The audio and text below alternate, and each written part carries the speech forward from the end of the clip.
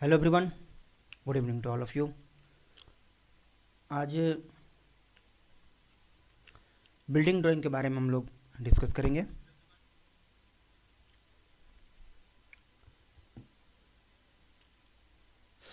Building drawing using CAD according to JUT new syllabus NEP। ये subject को आपको पढ़ना है थर्ड नंबर सेमेस्टर 3 में इसको आपको स्टडी करना है। इसमें हम लोग according to national building law, according to national building code and according to Indian standards एक बिल्डिंग का क्या रूल होने चाहिए, एक बिल्डिंग के कंडीशंस, इस सब्जेक्ट में आपको डिस्कस करना है। ठीक है, बीइंग एन सिविल इंजीनियर, आप सिविल इंजीनियर बनने जा रहे हैं तो आपको ये सभी रूल्स के बारे में पता होना चाहिए। तो इसमें हम लोग बिल्डिंग ड्राइंग और जो कैड वाला पार्ट है ना, ये कैड वाला पार्ट आपको कॉलेज में कैड का लैब होता है, वो कैड वाला पार्ट आपको कंप्लीट कराया जाएगा। ये बिल्डिंग ड्राइंग के बारे में आपको हम कंप्लीट कराएंगे। ठीक है, तो सबसे पहले इसमें हम लोग सिलेबस देख लेते हैं क्या है। तो अकॉर्डिंग टू JUT आपका ये सिलेबस है। ये सिलेबस थोड़ा सा देखने में लेंदी लग रहा है, आपको बहुत ज़्यादा लिखा हुआ दिख रहा है इसमें। इसको हम थोड़ा शॉर्ट करते हैं, मतलब कि केवल इस पार्ट को। इस सिलेबस में आप देखे होंगे कि यहाँ पर वीक नंबर लिखता है, यहाँ पर COPO मेंशन होता है। ठीक है, कोर्स ऑब्जेक्टिव, प्रोग्राम ऑब्जेक्टिव, ये सब चीज़ें होते हैं। और ये 1 4 5 7 ये उसका नंबरिंग होता है, कोर्स ऑब्जेक्टिव का, प्रोग्राम ऑब्जेक्टिव का, ये देते हैं। आपका मेन सिलेबस का पार्ट ये चीज़ है, यहाँ से लेकर के यहाँ तक का। ठीक है, ये आपका जो पार्ट है ये आपका न्यूमेरिकल पार्ट है। Symbol and design convention used in building law as per IS standard, this is the also numerical parts, मतलब आपका लैब का पार्ट है। तो हम लोग कवर करेंगे ये थ्योरी वाले पार्ट को। इस सिलेबस को हम थोड़ा सा सिस्टमेटिक वे में लिखें तो देखिए वही सिलेबस हमको कितना कम दिखने लगा। सबसे पहला हमारा इसमें पॉइंट आता है बिल्डिंग बाय लॉ, यानी कि introduction, object, importance and important terms using building bylaw. Law के अकॉर्डिंग कुछ इम्पोर्टेंट टर्म्स, कुछ इम्पोर्टेंट इंट्रोडक्शन, ऑब्जेक्ट, उसके बारे में आपको पढ़ना है। फंक्शन ऑफ लोकल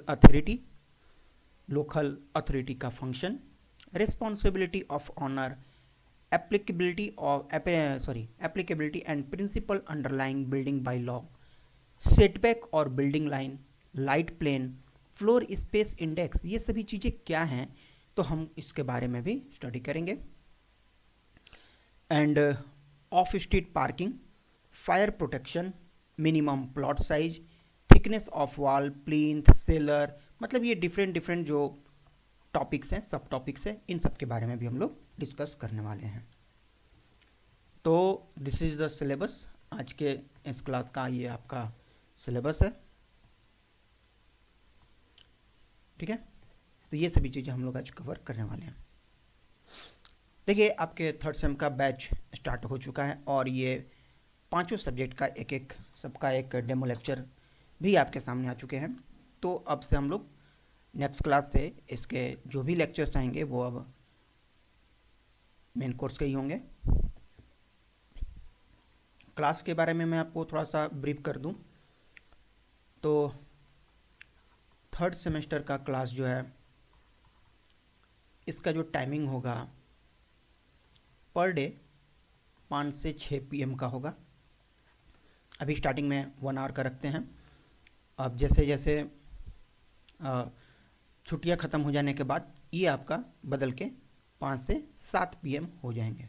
ठीक है, तो जनरली ये 5 से 7 PM तक ही चलेंगे। अभी कुछ दिनों के लिए ही 1 घंटे का ही क्लास अभी होगा। उसके बाद सब्जेक्ट की बात कर लें तो ऑल सब्जेक्ट आपको यहाँ पर स्टडी होगा, all subject.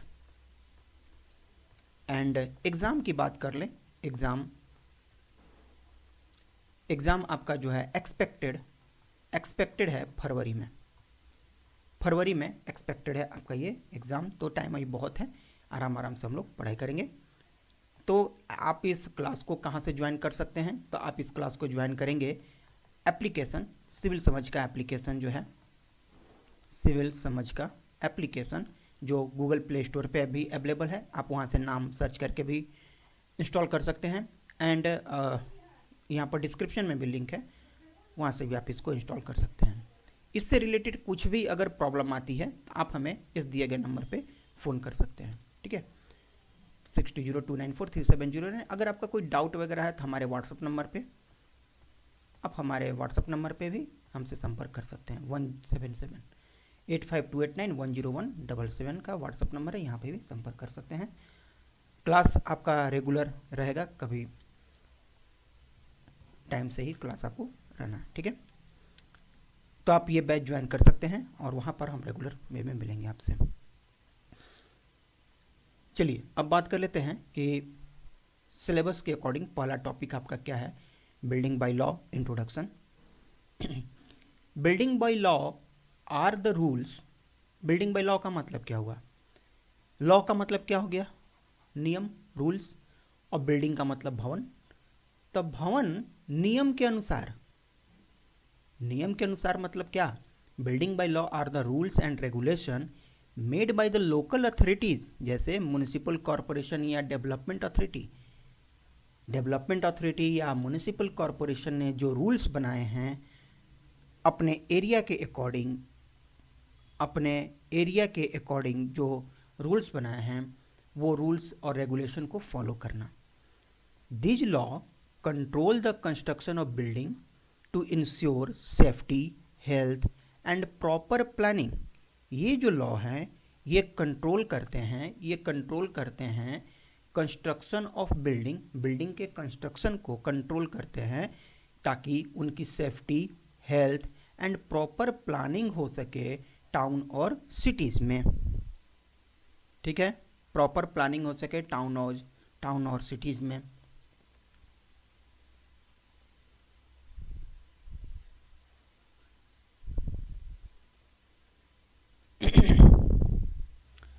They act as a guideline for architect, engineer and builders during design and construction. ये एक गाइडलाइन की तरह एक्ट करते हैं, आर्किटेक्ट्स के लिए, इंजीनियर एंड बिल्डर्स, जब वो बिल्डिंग को डिजाइन या कंस्ट्रक्ट कर रहे हैं, ठीक है। बिल्डिंग बाय लॉ का मतलब क्या है कि रूल, रेगुलेशन, जो लोकल अथॉरिटी, जो वहाँ के अथॉरिटी जहाँ पर ये चीज़ें बन रही हैं वहाँ पर वो अथॉरिटी ये इंश्योर करती हैं सेफ्टी, हेल्थ और प्रॉपर प्लानिंग के लिए, उनके कंस्ट्रक्शन प्रोसेस को कंट्रोल करने के लिए कि ये रूल के अकॉर्डिंग वर्क हो रहा है कि नहीं हो रहा है। तो कुछ नियम और जो रेगुलेशंस है उसी को क्या कहा जाता है? बिल्डिंग बाय लॉ कहा जाता है, ठीक है। ब्रीफ आइडिया आपको मिल गया। बिल्डिंग बाय लॉ का मतलब क्या हुआ? लॉ का मतलब हो गया नियम या regulation. Law are the rule and regulation. ये रूल एंड रेगुलेशन है जो बनाया जाता है वहाँ के लोकल अथॉरिटीज द्वारा। कुछ इनके ऑब्जेक्ट्स यानी कि ऑब्जेक्टिव्स हैं, कुछ मेन ऑब्जेक्टिव्स हैं। क्या उद्देश्य थे इनके, ऐसा करने का इनका क्या उद्देश्य है? तो पहला उद्देश्य होता है सेफ्टी, मेंशन किया है पहले हमने, safety of people and property का और लोगों का, दोनों का safety. To protect against fire, structural failure etcetera. आप न्यूज़ सुने होंगे कि हाल के किसी स्कूल में आग लग जाने की वजह से बहुतों का नुकसान हुआ था, बच्चे जल गए थे, वहाँ पर फायर एक्सटिंग्विशर्स नहीं थे। तो उस समय से सब में ये नियम सख्त कर दिए कि जो भी इंस्टीट्यूशन है, जो भी कॉलेज है, वहाँ पर फायर एक्सटिंग्विशर्स जरूर होने चाहिए, फायर फाइटिंग से वहाँ का सुविधा जरूर होना चाहिए, नहीं तो उसका मान्यता रद्द कर दी जाएगी। तो उसको देखते हुए सभी इंस्टीट्यूशन में ये फायर वाला सिस्टम लगाया गया। तो ये जो लॉ बनाए जाते हैं, जो रूल एंड रेगुलेशन बनाए जाते हैं, वो पीपुल की सेफ्टी एंड प्रॉपर्टी की सेफ्टी को देखते हुए बनाए जाते हैं ताकि इनकी इससे हिफाजत की जा सके। दूसरा, हेल्थ के लिए, health and sanitation to ensure proper light, ventilation and drainage, ताकि उस इंस्टीट्यूशन में रहने वाले, उस घर में रहने वाले, उस बिल्डिंग में रहने वाले लोगों को प्रॉपर लाइट, वेंटिलेशन, ड्रेनेज की समस्या ये सब ना हो।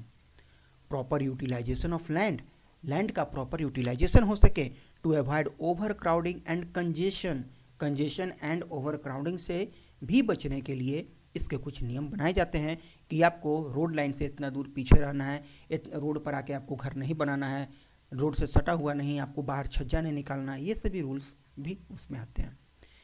Uniformity in building construction, building construction में आप यूनिफॉर्मिटी रखेंगे।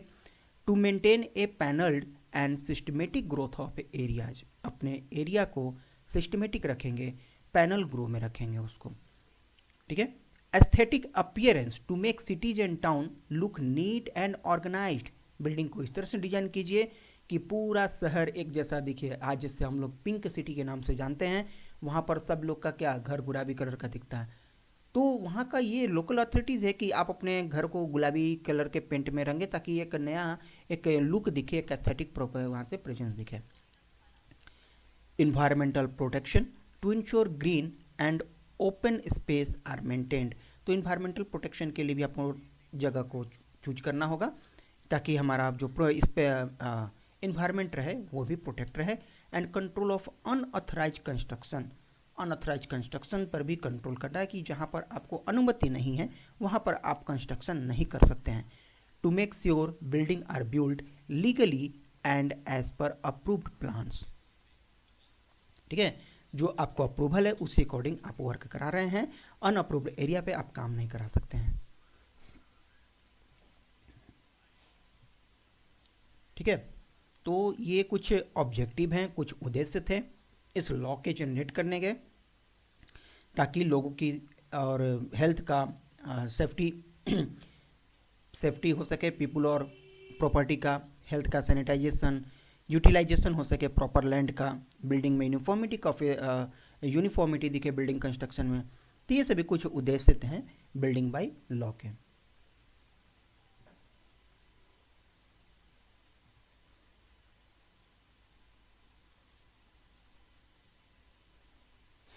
ठीक है चलिए आगे देखते हैं इम्पोर्टेंस क्या है, क्या इसके महत्व हैं, बिल्डिंग बाय लॉ के क्या महत्व है। अभी हमने इसके उद्देश्य देखे, किस उद्देश्य से, किस पर्पज से इन्होंने ये लॉ बनाया था। अब इसका हम लोग उद्देश्य की तरह देखते हैं। Building bylaw are very important because, क्यों इंपॉर्टेंट है, they help in plan development of city and town.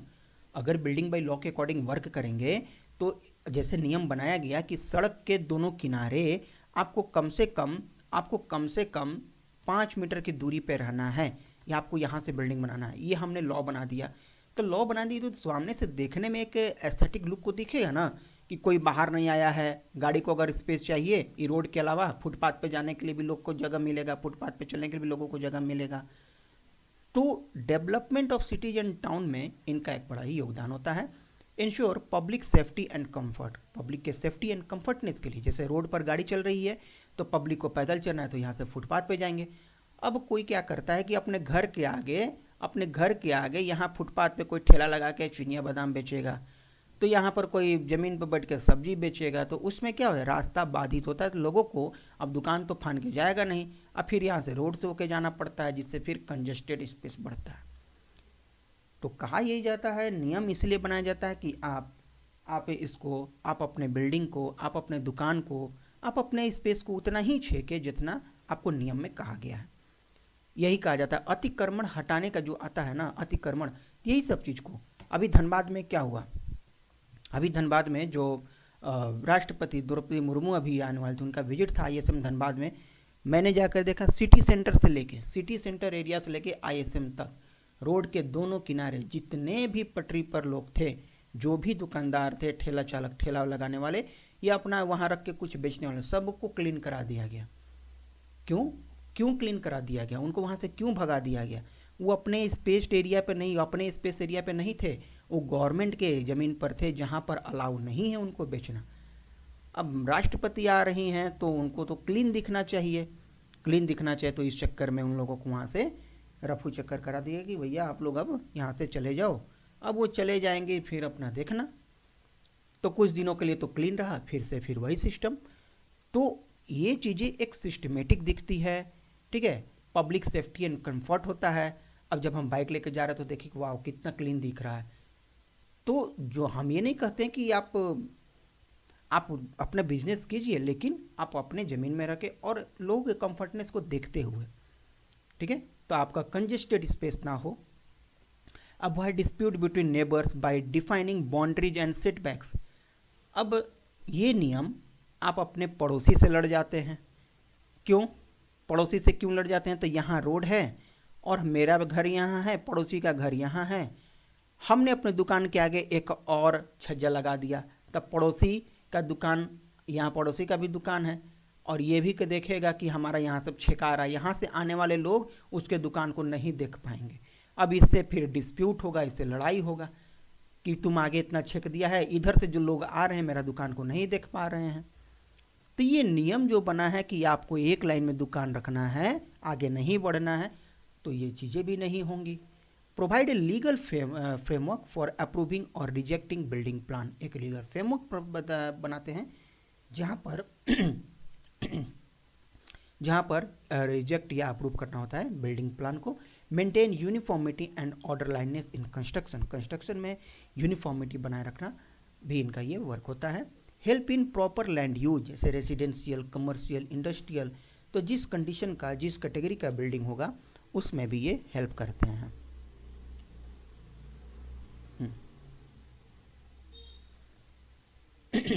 ठीक है, तो ये कुछ इसके इंपॉर्टेंस थे हमारे बिल्डिंग बाय लॉ के।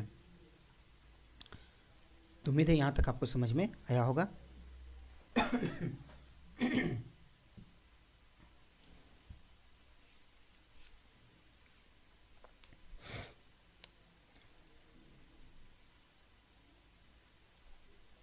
चलिए ठीक है, आगे बढ़ते हैं।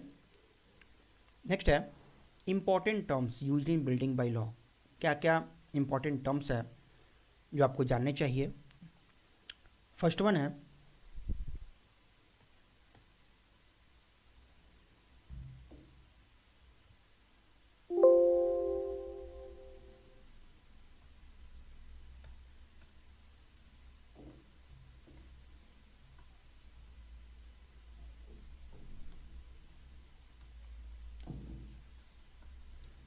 इंपॉर्टेंट टर्म्स हैं कुछ इसमें।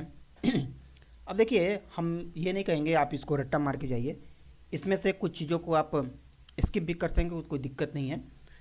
और ये नहीं कहेगा कि आप इंपॉर्टेंट टर्म्स को लिखिए बिल्डिंग बाय लॉ के अकॉर्डिंग, क्वेश्चन इस तरह से आएगा ही नहीं। इसमें से कोई एक या दो तीन दे देगा, आप इसको डिफाइन कीजिए। ठीक है, इसमें से कोई एक दे देगा, कहेगा कि आप इसको डिफाइन कीजिए कि ये सभी चीज़ें क्या हैं। तो सबसे पहला है प्लॉट या साइट। प्लॉट का मतलब क्या है? ए पीस ऑफ लैंड, भूमि का एक टुकड़ा जहां पर बिल्डिंग को बनाया जाना है, उसको प्लॉट कहा जाता है। कितना सरल डिफिनीशन हमने इसको लिखा हुआ है। प्लॉट का मतलब क्या हुआ? प्लॉट या साइट किसको कहते हैं? A piece of land where a building is to be constructed. भूमि का वह टुकड़ा जहां पर कोई बिल्डिंग बनाया जाना है, वो प्लॉट कहलाता है या साइट कहलाता है। बिल्डिंग लाइन किसको कहते हैं? Building line, the line up to which construction is allowed. वह लाइन, रोड के किनारे का वह लाइन जहां तक कंस्ट्रक्शन अलाउ है, टुवार्ड्स द रोड, बोले रोड के किनारे वह लाइन जहां तक कंस्ट्रक्शन अलाउड है, उसको बिल्डिंग लाइन कहते हैं। No part of building should come in front of this line. Building का कोई भी पार्ट इस लाइन के आगे नहीं आना चाहिए।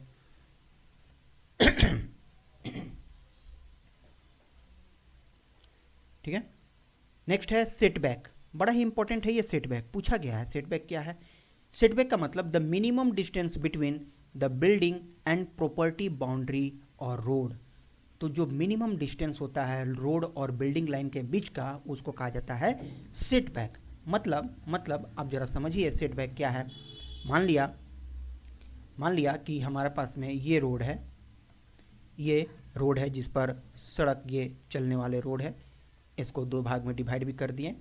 ठीक है, और सरकार ने कहा है, सरकार का ये आदेश है, लोकल अथॉरिटीज का ये आदेश है कि रोड से आपको 5 मीटर की दूरी पे ही बिल्डिंग आपको बनाना है। तो ये लाइन क्या कहलाएगा?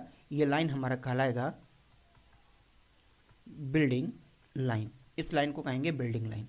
तो ये 5 मीटर क्या हो गया, ये 5 मीटर क्या होगा, ये सेटबैक हो गया, ये 5 मीटर क्या हो गया, सेटबैक हो गया। आप जब ट्रांसपोर्टेशन में आएंगे 5th सेमेस्टर में, तब आपको सेटबैक डिस्टेंस भी आपको पढ़ना है, तो सेटबैक डिस्टेंस भी आपको वहाँ पर पढ़ना है। तो सेटबैक वहाँ पर कुछ अलग हुआ, गाड़ी में बैठ करके हम जितना डिस्टेंस को देख पाते हैं सेटबैक वहाँ का होता है, लेकिन यहाँ पर सेटबैक क्या है कि बिल्डिंग लाइन और जो रोड है वहाँ से जो दूरी होती है, ये हमारी सेटबैक कहलाती है।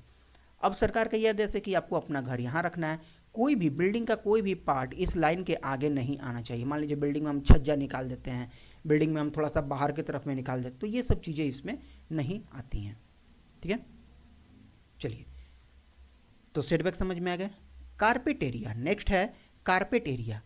कारपेट एरिया पता है, कारपेट एरिया आप इसको पढ़ेंगे 4th सेमेस्टर में एस्टिमेशन एंड वैल्यूएशन सब्जेक्ट में, इसको फिर से आप पढ़ेंगे। कारपेट एरिया कहता है कि रूम का वह एरिया जहां पर कारपेट बिछा सकते हैं। आप ये समझिए, कारपेट का मतलब आप समझ रहे हैं, कारपेट आप समझते हैं, जमीन पे जो बिछाया जाता है, ट्रेन में आप सफर किया ना, ट्रेन में नीचे कारपेट बिछा रहता है, तो बिल्डिंग में रूम होते हैं, कमरे होते हैं, और कमरे में आप जहां तक कारपेट बिछा सकते हैं वो कारपेट एरिया कहलाता है। मतलब actual usable floor area inside wall, दीवार के बाद जो एरिया आपको यूज के लिए बचता है उसको हम लोग कारपेट एरिया के नाम से जानते हैं। उसके बाद है plinth area, the total area covered, यानी कि built up area at floor level. तो फ्लोर लेवल पे टोटल कवर एरिया आपका फ्लोर, ये प्लिंथ एरिया के नाम से जाना जाता है, including internal and external wall, उसमें दोनों को ऐड करते हैं। ठीक है,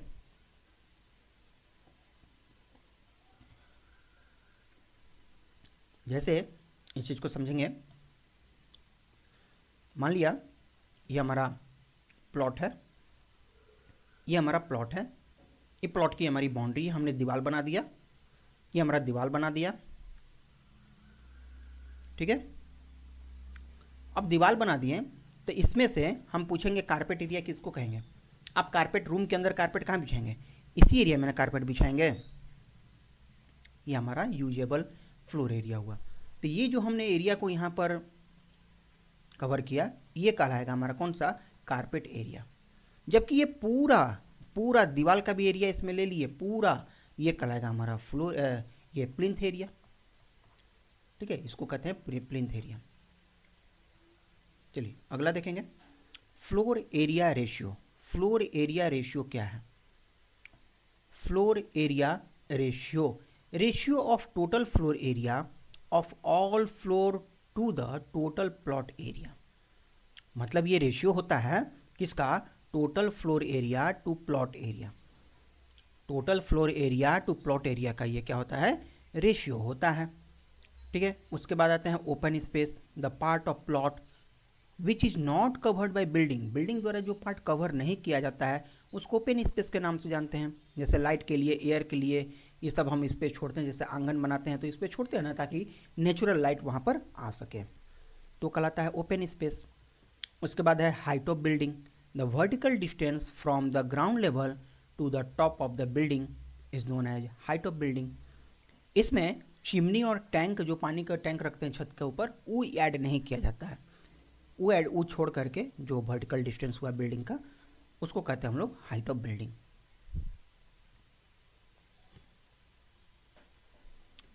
नेक्स्ट है basement, the portion of building which is partially और fully below ground level.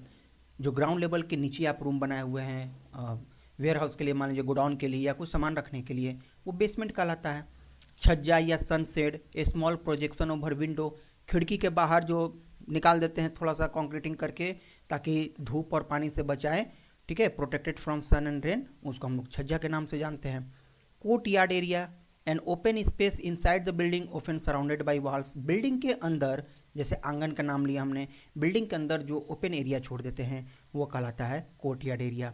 And approval plan, the building plan that has been approved by the local authority before construction start. Construction start करने से पहले जो authority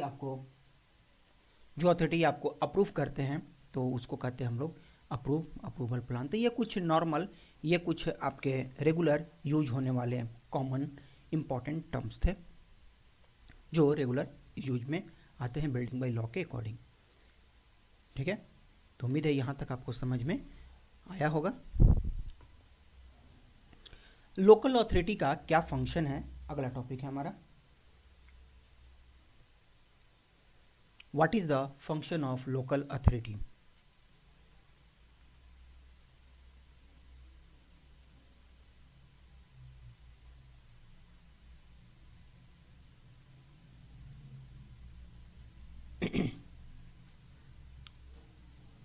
यहां तक किसी को कोई डाउट है तो बताएंगे।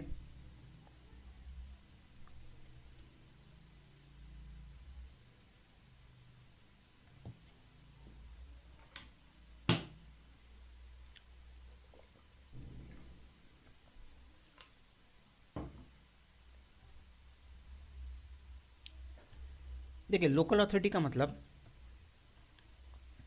म्युनिसिपल कॉरपोरेशन, म्युनिसिपैलिटी, नगर परिषद या development authority that control building construction with in its area. आप जब घर बनाने जाते हैं तो म्युनिसिपैलिटी हो, नगर परिषद हो या नगर पालिका हो, वहाँ से आपको परमिशन लेना पड़ता है, वहाँ से आपको नक्शा पास करवाना होता है कि हम अपना घर बनाने जा रहे हैं। अगर नहीं नक्शा पास कराते हैं तो नगर परिषद, नगर पालिका आके आपका वो काम रुकवा सकता है।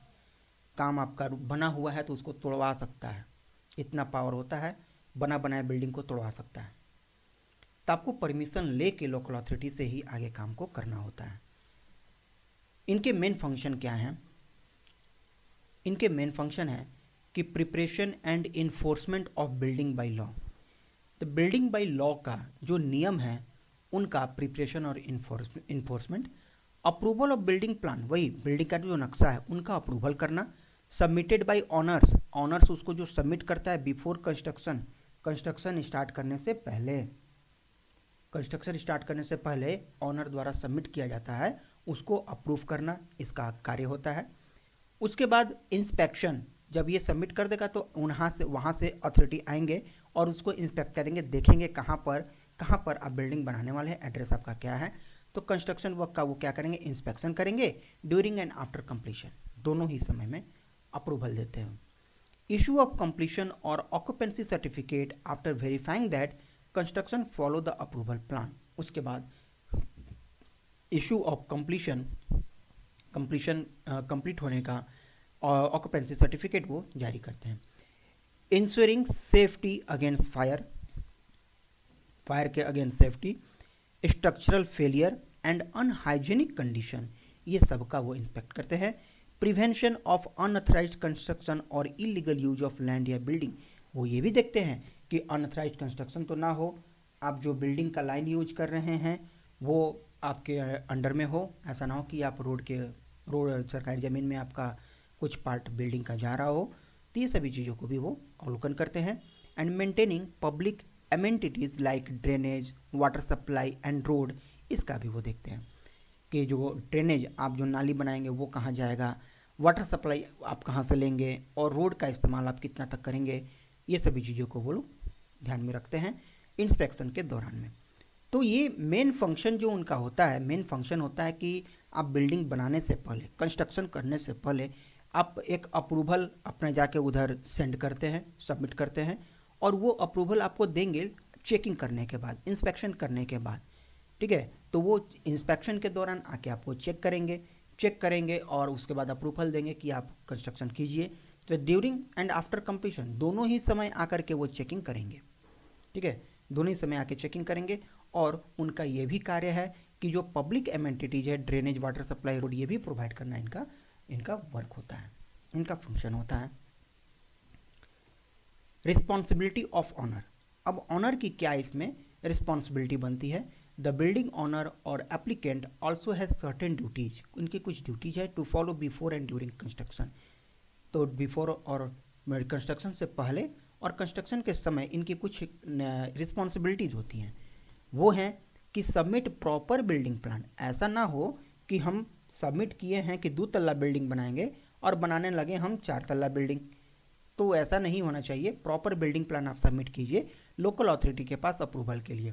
आप 2 तल्ला बिल्डिंग का प्लान बना के सबमिट कर दिए, नक्शा पास करा लिए और बिल्डिंग बना दिए 5 तल्ला, तो वो आकर के ऊपर से 3 को उखाड़ भी देगा, तोड़ देगा ऊपर से। अब वो कहेगा कि नहीं, आपने ये तो मेंशन नहीं किया है कि कौन से तल्ला का परमिशन लिया, हम नीचे से 3 को तोड़ेंगे। अब सोचिए क्या करेगा वो, नीचे से कहूँ टूटा तो क्या हुआ, ठीक है। तो ये ऑनर का रिस्पॉन्सिबिलिटी होता है। और क्या होता है कि construct the building as per the approve plan and bylaw, जो नक्शा आपका पास हुआ है उसके अकॉर्डिंग, उसी के अकॉर्डिंग आपको उसका कंस्ट्रक्शन कराना चाहिए, ये भी ऑनर की रिस्पॉन्सिबिलिटी होती है। Use the building for the approve purpose, residential, commercial, आप बिल्डिंग अगर रहने के पर्पस से बना है तो बिल्डिंग बन जाने के बाद आप उसमें रहिए ही। उसमें कमर्शियल पर्पस से अगर बना है तो आप उसमें कमर्शियल का ही यूज कीजिए, मतलब दुकानदारी के लिए, ठीक है। तो ये सभी चीज़ें होती हैं।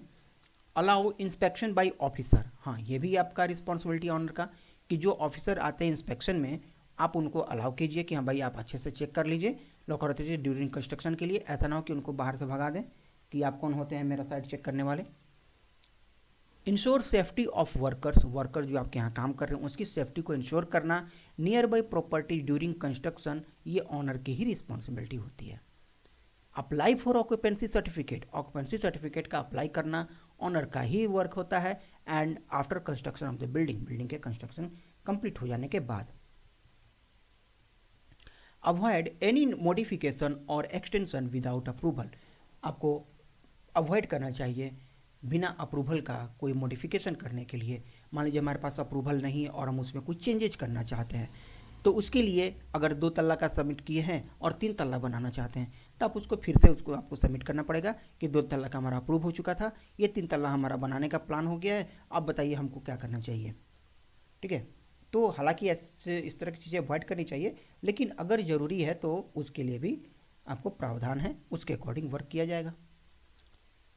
ये कुछ ऑनर के रिस्पॉन्सिबिलिटीज होते हैं, ठीक है। देखिए शब्दों का जो चयन किया गया है मेरे द्वारा आपके लिए, ताकि आपको इजीली समझ में आए। अगर फिर भी आपको कुछ टफ वर्ड लगे तो आप ज़रूर हमें मैसेज कीजिए, उसको हम समझाने का प्रयास करेंगे, ठीक है। चलिए नेक्स्ट देखते हैं। Applicability of building bylaw, building by law applicable कहाँ है, बिल्डिंग बाय लॉ कहाँ कहाँ एप्लीकेबल है, this is the again VVI question, ये आपका इंपॉर्टेंट क्वेश्चन है। बिल्डिंग बाय लॉ तो आप 100% नहीं, आप 200% लिख के ले लीजिए कि बिल्डिंग बाय लॉ आपसे पूछा जरूर जाएगा एग्जाम में।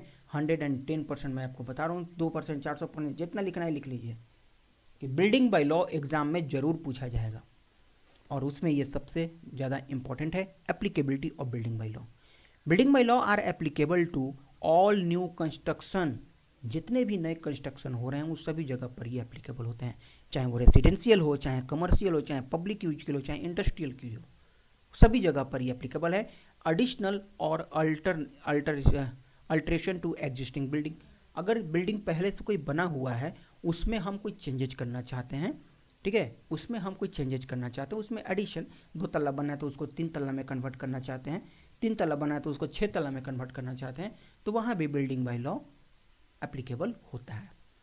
Changes of use of building, building का इस्तेमाल अगर हम चेंज करना, रहने के पर्पज से लिए थे प्लानिंग, रह रहे थे, अब हमको मन है उसमें मॉल खोलने का, तो उसके लिए भी आपको क्या चाहिए, अप्रूवल चाहिए।